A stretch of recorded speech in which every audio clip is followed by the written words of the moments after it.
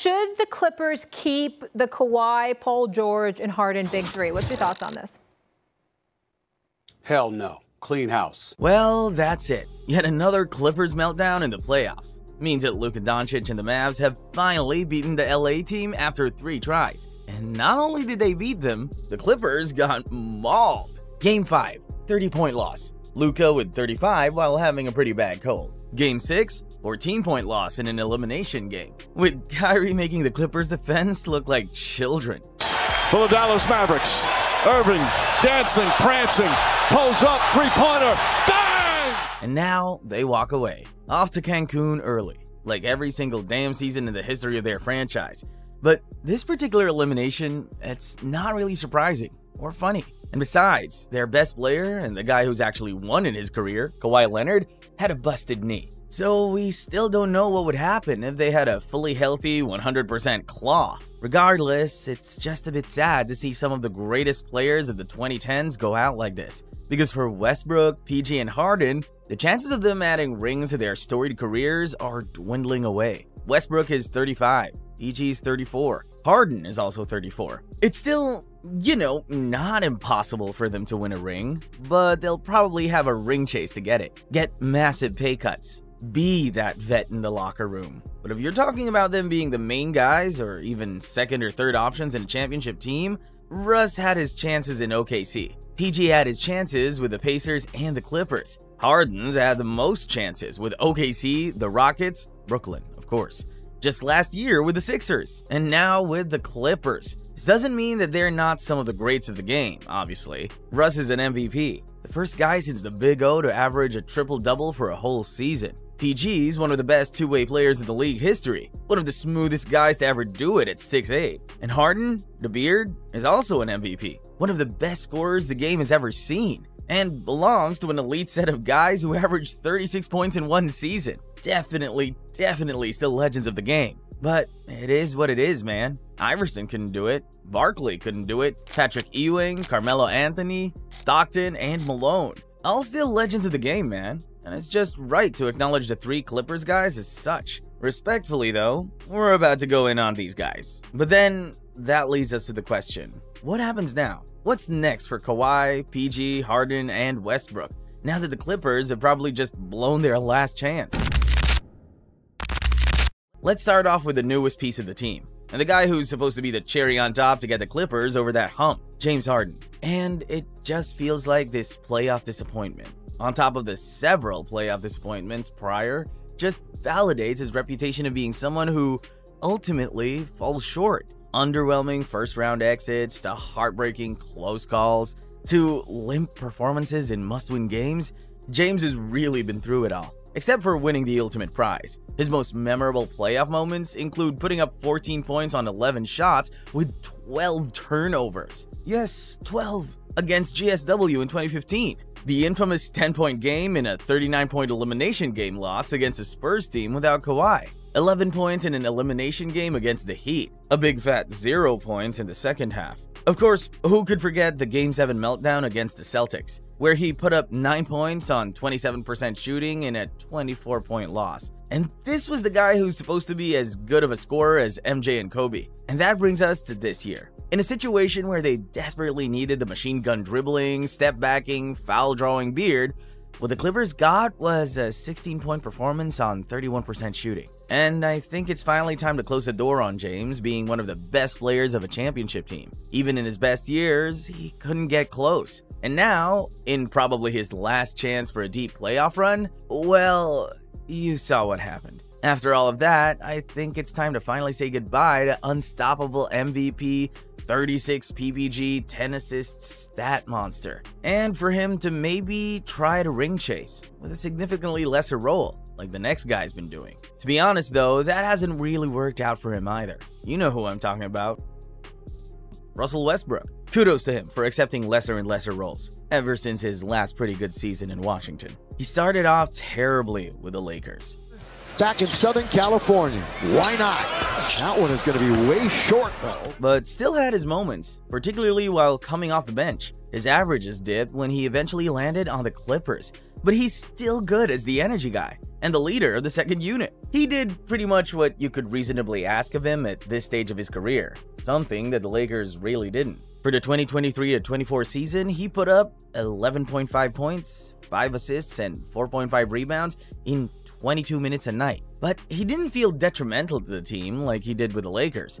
Unfortunately, though, it ends the same way for him. The same way it's been ending for these past few years. Last time he went past the first round was back with the Rockets and their crazy small ball experiment. Ever since then, first round exit after first round exit after first round exit. And it ends the same way here. So to conclude Russ's portion in this video, I'll put up the infamous Westbrook calendar. And he hasn't followed this trend this season. He's been way more stable. No, it's the Clippers who have followed this trend, looking horrible after the Harden trade, turning it up, becoming the hottest team in basketball in the middle of the season, but finishing off pretty limp, falling to the 4th seed all the way from the 1 seed in the West. And now, for Russ and them, it's yet another playoff disappointment. 6 points on 29% shooting. And like the Clips, I just don't know where we go from here. He's still got a year left with the Clippers, but he's just well past the point where he swings the needle that much.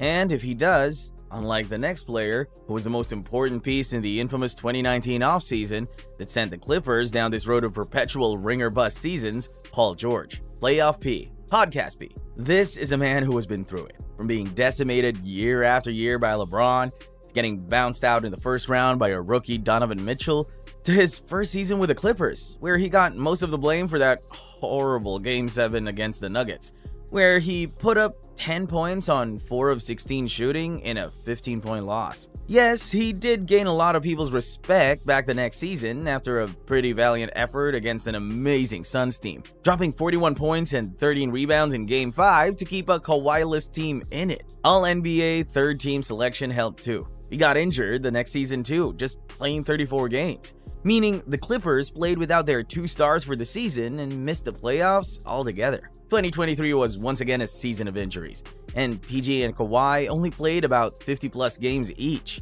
And in the playoffs, well, he missed it due to injury, and left Kawhi out there against Kevin Durant and Devin Booker, with a washed Russell Westbrook as his second best player. 5 games and another first-round exit. But hey, at least he was healthy for the playoffs this season, and he was able to give them one more win in another first-round exit.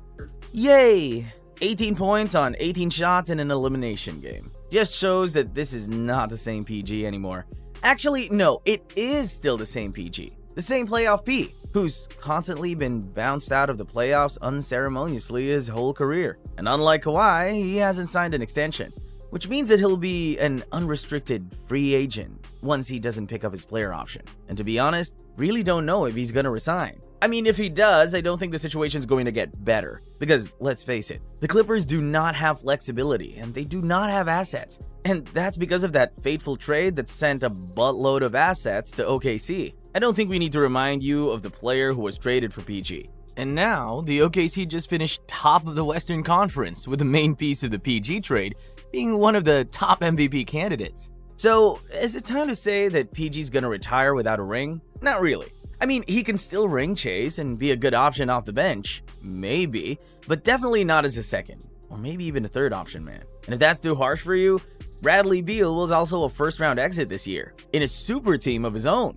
as the third option. Man averaged 31 points just 3 seasons ago, and now he's in Cancun, and so is Paul George. What we can say for sure, though, is that OKC won that trade, and I don't think it's close at all. And that brings us to the man who caused that trade, and the only guy in this roster who doesn't really have anything left to prove anymore, Kawhi Leonard. He's the only one who can retire now and would have a certified all-time great legacy, with really nothing lacking in his CV. Don't get me wrong, it's a forgettable postseason for him. It's been a string of forgettable postseasons for him since that amazing 2019 run. Injuries have been a huge factor. Like I said before, and it's been the same story in the playoffs. He was just able to play 2 games, averaging just 12 points before bowing out. But still, winning a chip with the Clippers would have elevated him to a pretty remarkable stratosphere of 3 championships and 3 final MVPs with 3 different teams. But again, if he retired now, he'd have a legacy of arguably being the best 2-way player in modern NBA history,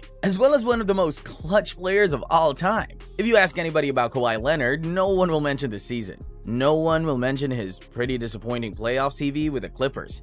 They'll remember how he ended two of the greatest dynasties in NBA history, how he won Finals MVP in just his third season, facing arguably the best player in history. They'll talk about how he stayed in Toronto for just one season and brought the franchise their first ring. In the bigger picture of NBA history, the playoff series won't enter people's mind. And he'll still be known as a cyborg modeled after Kobe and MJ. As for what's next for him, well, like I said, things are pretty dire for the Clippers. Harden is mostly leaving, PG might leave, Russ is staying, but he's the most washed out of the four. You can never count Kawhi out of getting another ring. But the Clippers are gonna have to pull off some magic in the offseason for Kawhi to give them their first ever chip. Either that, or the Claw is gonna win it someplace else. And there you have it. Clippers have disappointed once again, in probably their best shot at a ring since 2020, and the franchise's hope for a first ever ring. Like, the hopes of PG, Harden, and Westbrook for their first ever ring is pretty much dead in the water at this point. The future is uncertain for this team, but it's just not looking great for them. And after leveraging so much and getting so little in return, the Los Angeles Clippers may have just blown their last chance at a title.